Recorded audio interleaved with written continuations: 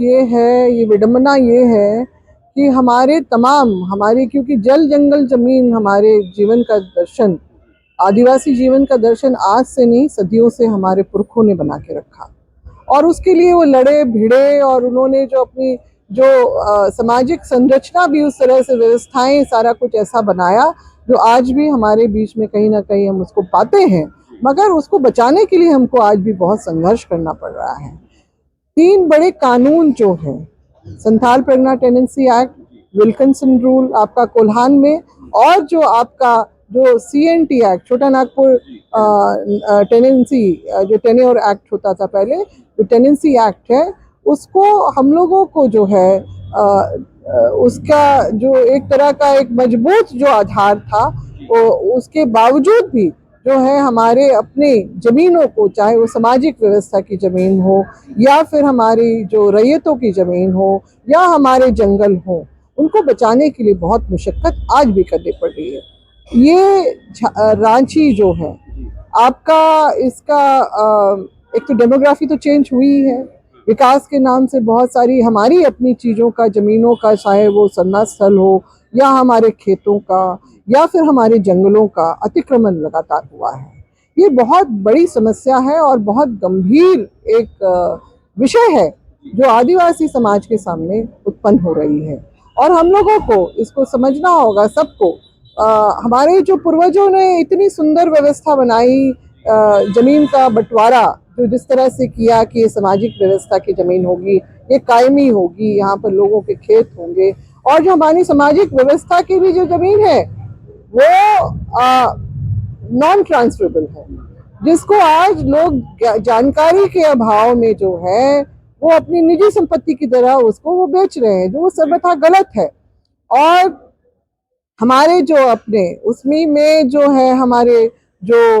पूजा की भी जो जमीन है, वो सब भी जो है जो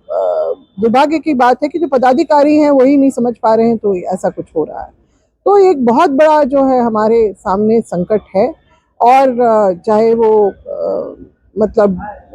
कैसे मैं बोलूं कि किसी भी तरह से आपको पहचान की संकट वो अब भी बरकरार है। आपको लगता है कि एक आदिवासी मुख्यमंत्री के काल में भी आदिवासी जो अपनी पहचान को लेकर के, अपने जल जंगल जमीन की हिफाजत को लेकर अब भी बहुत ज्यादा मुखर नहीं हो पा रहे हैं? मुझे लगता है कि मुखर हो रहे हैं, वो अचीव नहीं हो पा रहा है।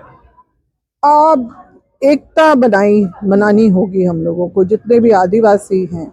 आदिवासी समुदाय हैं, उनको ये समझना होगा, और लोग समझ रहे हैं वैसे इस बात को समझ रहे हैं कि हमारी पहचान एक है, मगर उसको बचाया कैसे जाए।